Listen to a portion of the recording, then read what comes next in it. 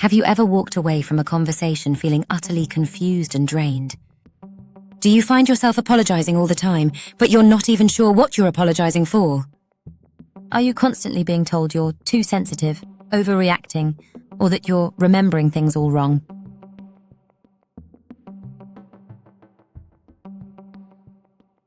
What if that feeling, that deep, gnawing sense that you're always the one to blame, isn't actually your fault? What if it's not some flaw in you, but a manipulation tactic being used against you?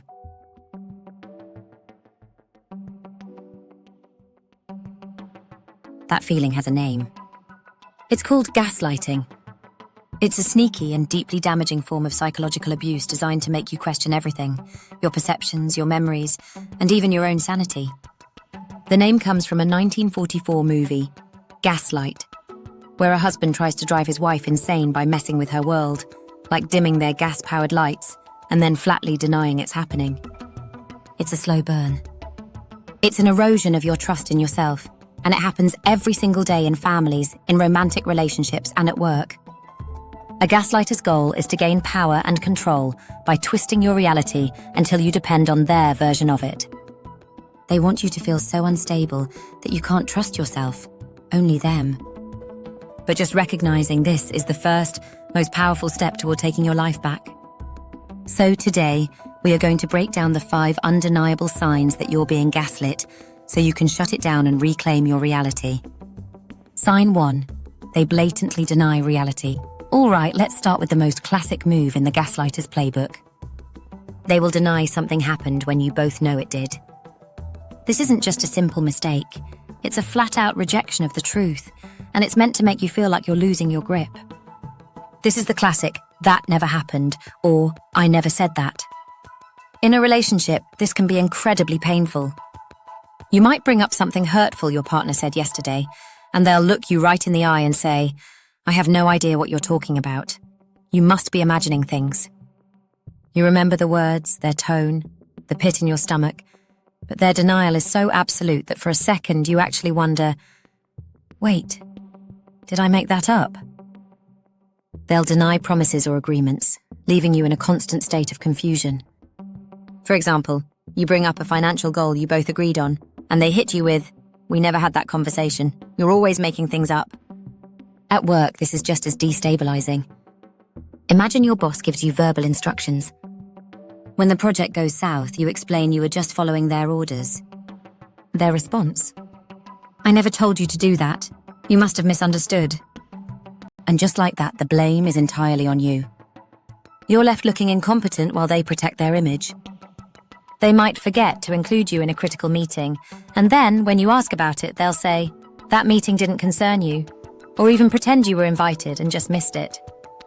The entire point is to make you feel unreliable and chip away at your professional confidence until you stop trusting what you know is true.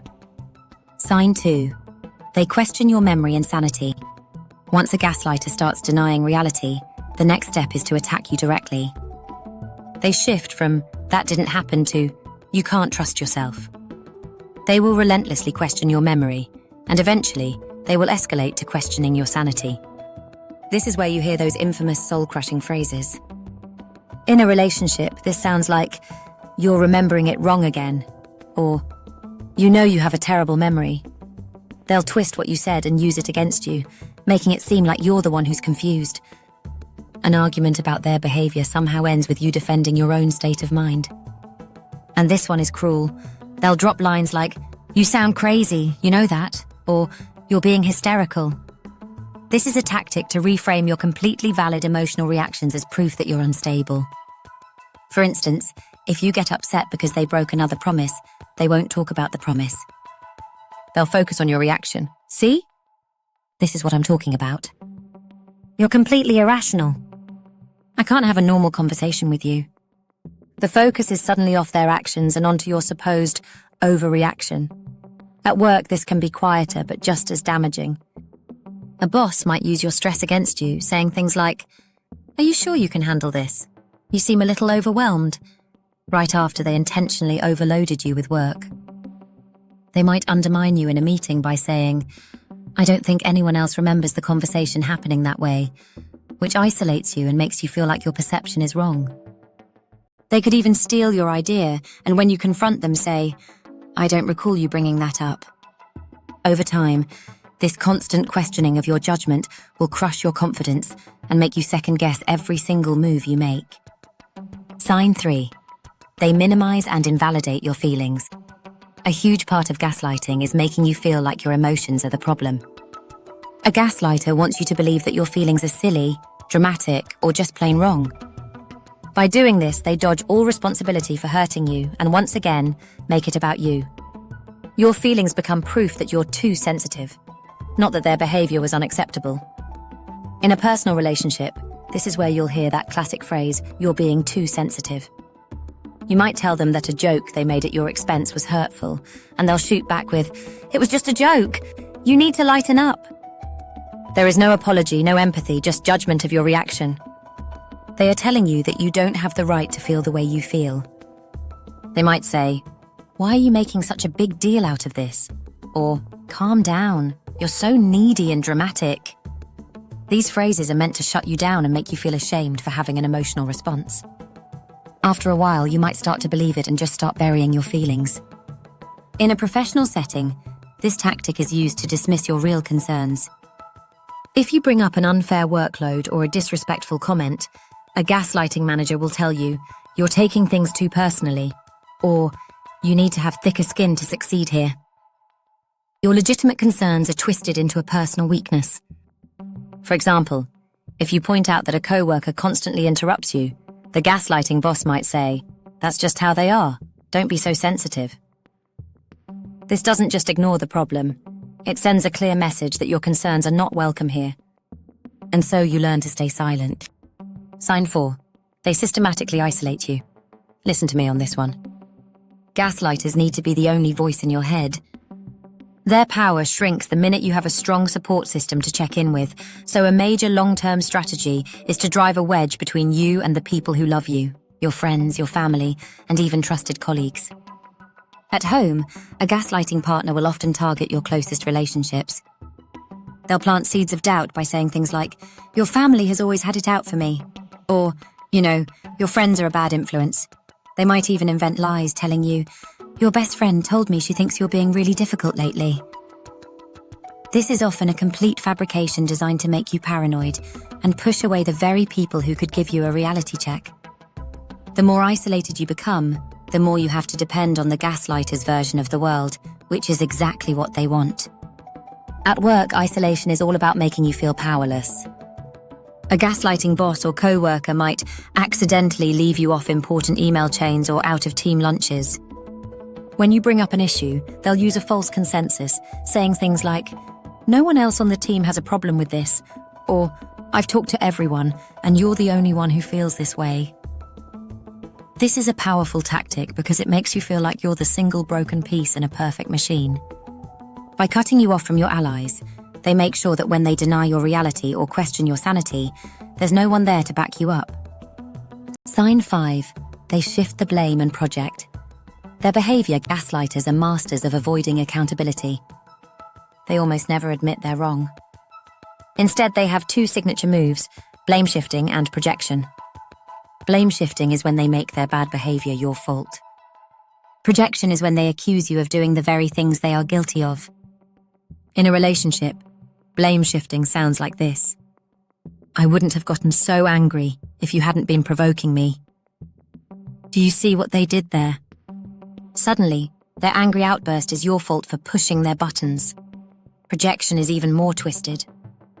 A partner who is cheating might become obsessed with the idea that you're the one being unfaithful, constantly questioning you about where you are. A person who lies constantly will accuse you of being dishonest. They are literally projecting their own guilt onto you, which does 2 things. It distracts everyone from what they're actually doing, and it keeps you permanently on the defense. At work, a manager who botches a project will find a way to blame their team member. "This project failed because you didn't give me the support I needed," is a classic blame shift. They pass the responsibility to protect themselves. Projection is also rampant in toxic workplaces. A boss who is a micromanaging control freak might accuse you and your team of not being transparent. A coworker who is actively sabotaging you might go around complaining that you're not a team player. By accusing you of their own toxic behaviors, they create a smokescreen that confuses everyone and makes it nearly impossible to hold them accountable. Just recognizing these 5 signs is a huge, life-changing first step. This is the moment you stop asking, "What's wrong with me?" and you start saying, "Wait a minute, this isn't right." So what can you actually do? First, trust your gut. I mean it. Your feelings are not an overreaction, they are data. If someone consistently makes you feel confused, anxious, or small, listen to that feeling. It is trying to tell you something important. Second, keep a record. Gaslighters win when you doubt yourself. Start documenting your interactions in a private journal. Write down what was said, the date, and the context. This is not for them, it's for you. It is your anchor to reality when they try to tell you that what happened didn't happen. Third, you need to set boundaries with calm, firm phrases. You do not have to get into fights about what is real. Try these simple, non-emotional statements. We remember that event differently. I'm not going to argue with you about how I feel. I'm telling you how I feel. Or my favorite, a simple and powerful, I know what I saw. These phrases don't invite a debate. They shut the manipulation down. Recognizing gaslighting is your first step to freedom. It is proof that you are not the problem. If this was helpful and you want to learn more about protecting your mental space and your energy, please subscribe and hit that notification bell. And please share this video. You never know who in your life needs to hear this message.